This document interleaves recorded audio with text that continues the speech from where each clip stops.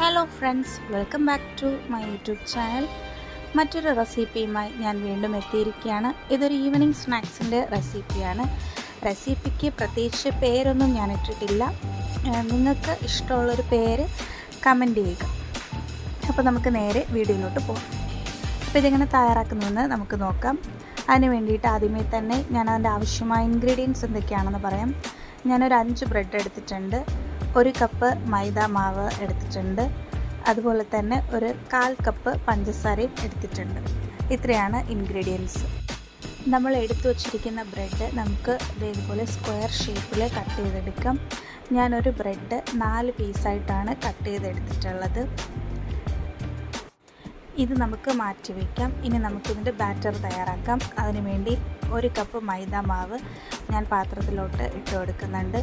അതുപോലെ തന്നെ എടുത്തു വച്ചിരിക്കുന്ന 1/4 കപ്പ് പഞ്ചസാരയും ഇതിലോട്ട് ആഡ് ചെയ്ത് കൊടുക്കുന്നുണ്ട്. ഇനി ഇതിലേക്ക് ആവശ്യമായ വെള്ളമാണ് ഒഴിച്ചു കൊടുക്കേണ്ടത്.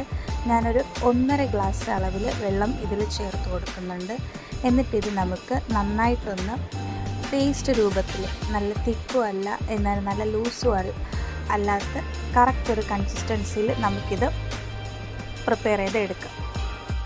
ഇതിപ്പോൾ ഞാൻ ആ രീതിക്കൊന്ന് മിക്സാക്കി എടുത്തിട്ടുണ്ട്.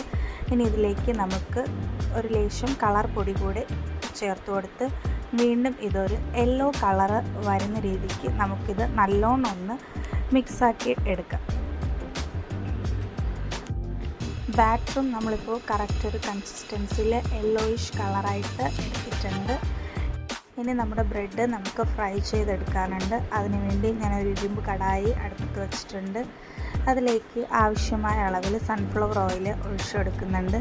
ഇനി നമ്മൾ എടുത്തു വച്ചിരിക്കുന്ന ബാറ്ററിലോട്ട് കട്ട് ചെയ്ത് വച്ചിരിക്കുന്ന ബ്രെഡ് ഓരോന്നായിട്ട് ഡിപ്പ് ചെയ്തിട്ട് നമ്മൾ ചൂടായി വന്നുകൊണ്ടിരിക്കുന്ന എണ്ണയിലോട്ട് ഇതുപോലെ ഇട്ട് കൊടുക്കാം.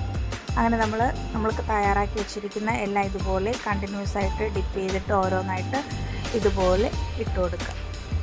അങ്ങനെ ഞാനൊരു 6 എണ്ണം ഇതുപോലെ ഇട്ട് കൊടുത്തിട്ടുണ്ട്. ഇതൊരു 5 മിനിറ്റ് ലോ ഫ്ലെയിമിൽ വെച്ചിട്ട് നമുക്കിത് പൊരിച്ചെടുക്കാം. അതിനുശേഷം ഇതിൻ്റെ ഒരു സൈഡ് മറിച്ചിട്ട് കൊടുക്കാം.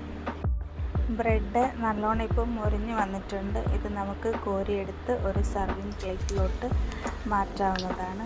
അപ്പോൾ വളരെ ടേസ്റ്റി ആയിട്ടുള്ളതും ക്രിസ്പി ആയിട്ടുള്ളതുമായ നമ്മുടെ ബ്രെഡ് തയ്യാറായിട്ടുണ്ട്. എല്ലാവരും ഈ ഈവനിങ് സ്നാക്സിൻ്റെ റെസിപ്പി ഒന്ന് ട്രൈ ചെയ്ത് നോക്കുക. എല്ലാവർക്കും ഒരുപാട് ഇഷ്ടമാവും. കുട്ടികൾക്ക് വളരെ എളുപ്പത്തിൽ ഉണ്ടാക്കി കൊടുക്കാനും പറ്റും. വീഡിയോ ഇഷ്ടമായ നമ്മുടെ ചാനൽ സബ്സ്ക്രൈബ്